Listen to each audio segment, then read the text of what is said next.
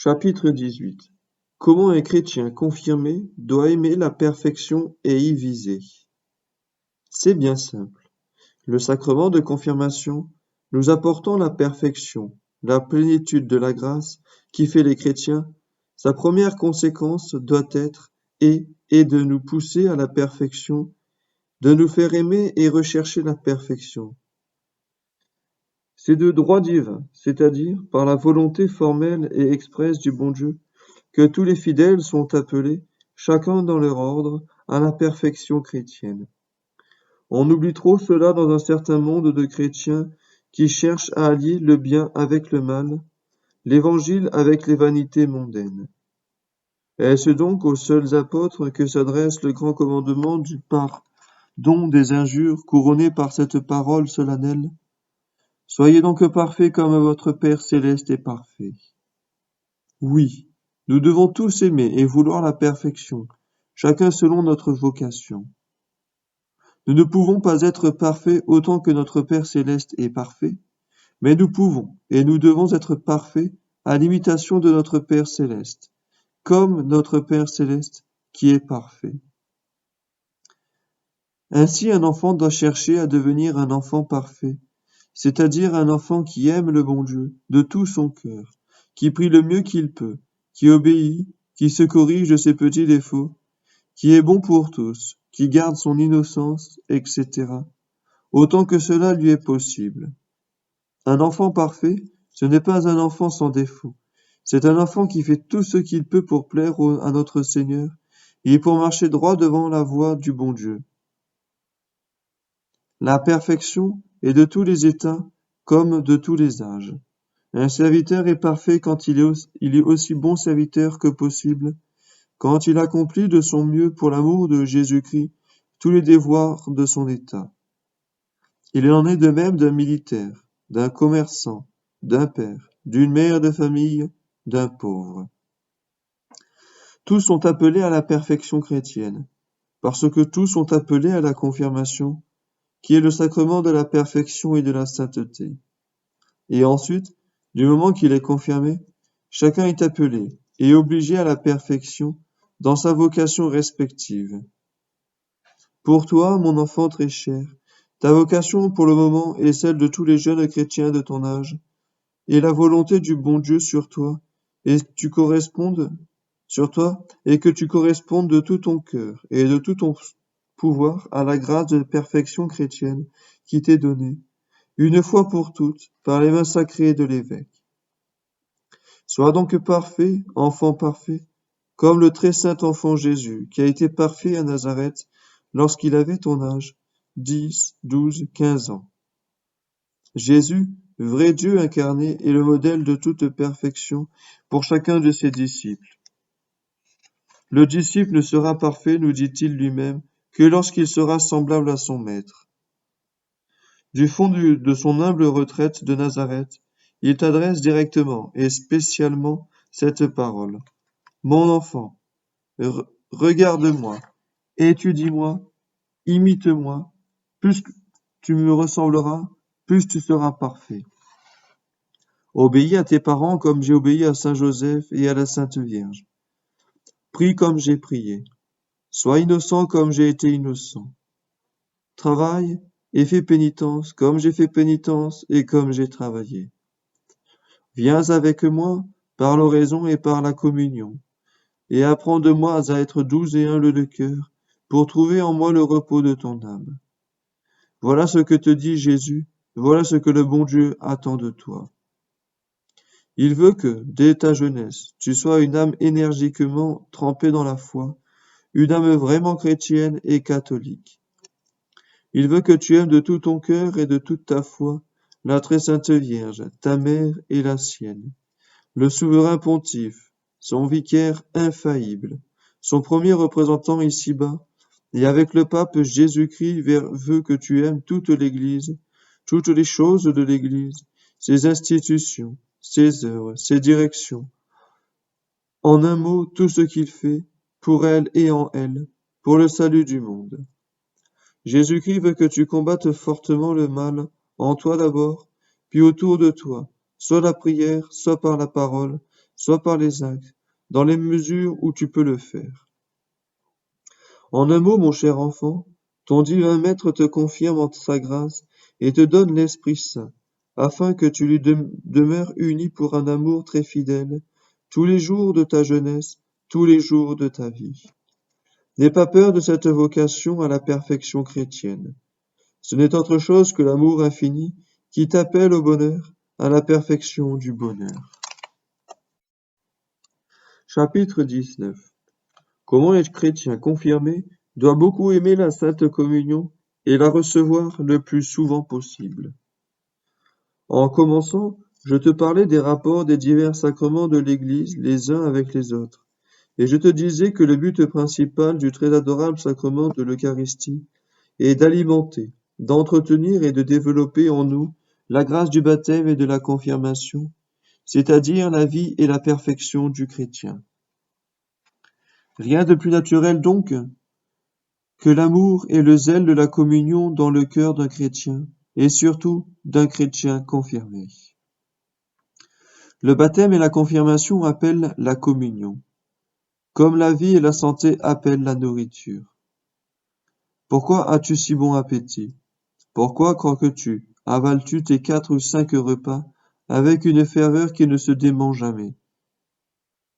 Et c'est tout simplement parce que tu te portes bien et que tu as la volonté bien arrêtée de te porter de mieux en mieux, de grandir, de grossir, d'être frais comme une rose, frais, fort comme un turc, leste comme un écureuil. Pourquoi, dès que tu te sens moins bien, le moins du monde fatigué ou faible, pourquoi cries-tu la faim et manges-tu avec bonheur? C'est parce que tu sais que la nourriture répare les forces et que si on ne mange pas suffisamment, on ne peut que se languir et s'étouiller. Transporte, de grâce, mon enfant, dans l'ordre spirituel ces lois excellentes, très sages que tu observes si bien pour ton corps, et te voilà immédiatement dans l'atmosphère bénie de la communion fréquente. Qu'est-ce en effet que la communion, sinon le pain vivant de l'âme, l'aliment du salut, de la grâce et de la satisfaction? Qu'est-ce que la communion fréquente, sinon l'intelligence vraie et très sage des besoins de l'âme, des nécessités de la vie chrétienne? Qu'est-ce que l'amour et le zèle de la sainte communion, sinon l'amour, le zèle de la bonne santé spirituelle, c'est-à-dire de la vraie et solide piété? Un chrétien qui ne communie pas, c'est un homme qui ne mange pas. Or, il faut manger pour vivre. Il faut manger sous peine de mort. De même, il faut communier sous peine de mort, c'est-à-dire sous peine de tomber peu à peu dans le péché mortel, qui est ici-bas l'enfer en germe. Ou communier, ou mourir. Voilà la règle. Elle est d'institution divine, et personne n'y peut rien. Un chrétien, et en particulier un jeune chrétien, qui ne communie pas assez, ressemble à un homme qui ne mange pas assez.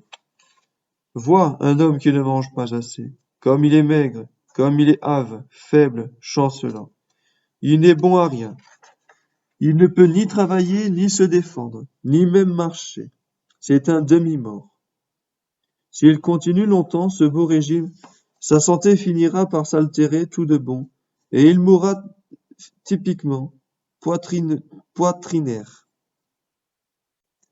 Tel serais-tu, mon pauvre enfant, si tu n'étais assez stupide pour faire comme tant d'autres, qui ont une sorte de peur de la communion, comme si notre Seigneur était méchant, ou bien qu'il la néglige, qu'il oublie, comme si c'était peu de chose que de recevoir le roi des anges.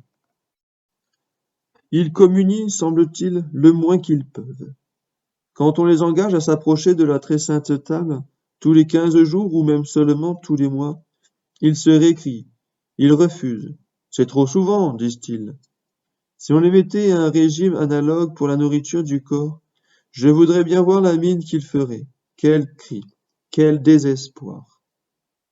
Et quoi? Aimez-vous donc mieux la vie de votre corps que la vie de votre âme? La santé de votre corps que la santé de votre âme?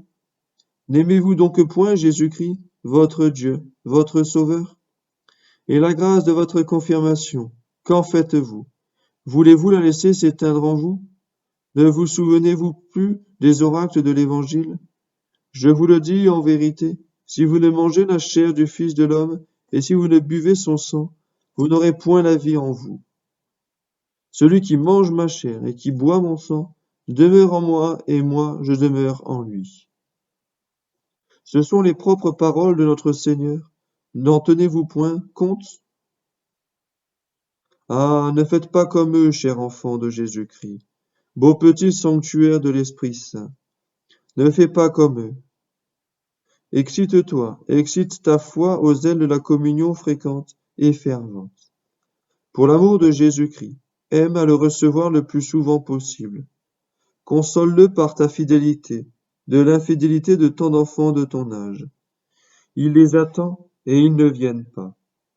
Devant les trésors, les prodiges de cette divine tendresse, ils demeurent insensibles. Ils ont du cœur pour les premières bagatelles venues, pour la première vanité, quelquefois même, hélas, pour la première volupté venue, et ils en ont point pour le bon Dieu, qui leur a donné leur cœur, avant tout pour qu'ils puissent l'aimer. Quel désordre et quel mystère! Communie souvent, reçois souvent dans ton cœur le Dieu de ton cœur. Tâche de ne jamais passer un dimanche, ou du moins une fête, sans communier pieusement, avec une grande paix, et une ferme volonté d'être tout à Jésus. Plus tard, si tu le peux, communie plus souvent encore. On ne communie jamais trop. Quand on communie bien, et on communie toujours bien quand on apporte au bon Dieu une vraie et sincère volonté de lui demeurer fidèle, coûte que coûte. La perfection, l'idéal de la communion, c'est la communion de chaque matin. Un véritable chrétien doit religieusement respecter cette communion de jour, qui a été la règle de tous les fidèles pendant les premiers siècles, que l'Église n'a cessé, même aux plus mauvais jours, de recommander à ses enfants, pour tant d'âmes pures dont le bonheur et le courage de pratiquer encore aujourd'hui, dans tous les pays du monde. Bien plus, il doit la louer hautement et s'efforcer de se rapprocher le plus possible de ce saint et très usage sacrement. Il est vrai, on est tenu de mettre sa vie au diapason de ces communions, car on ne communie pas pour communier, mais pour se sanctifier et s'unir entièrement à Jésus-Christ. Mais il ne faut pas oublier ta communion fréquente, la communion quotidienne, en nous imposant une très grande fidélité, nous apporte en même temps la très grande grâce, nécessaire pour être ainsi fidèle. Oui, mon enfant, oui, par la grâce du bon Dieu, tu aimeras l'adorable communion. Tu l'aimeras de toutes les forces de ta foi, et tu la pratiqueras non seulement maintenant, mais plus tard, mais toujours. Tu laisseras dire ceux qui ne seront pas contents. Ce n'est pas pour eux, mais pour le bon Dieu, et pour toi-même, que tu te sanctifies par la communion. Laisse-les dire. On ne peut plaire à tout le monde ici-bas. Cherchons avant tout à plaire à notre Seigneur, c'est l'unique nécessaire. Et les règles que je te donne ici ne sont autres que les règles mêmes de l'Église. Ce ne sont pas mes idées particulières, ni celles d'un homme quelconque. Ce sont les règles tracées par le Concile de Trente, par l'enseignement officiel du Saint-Siège. Ce sont les règles véritables, les seules véritables. La Sainte Communion est le secret de la bonne vie chrétienne et de toute la sainteté. Elle est Dieu avec nous. Elle est Jésus se donnant à nous, entrant en nous, pour vivre et demeurer en nous. Elle est le secret de la persévérance et de la perfection.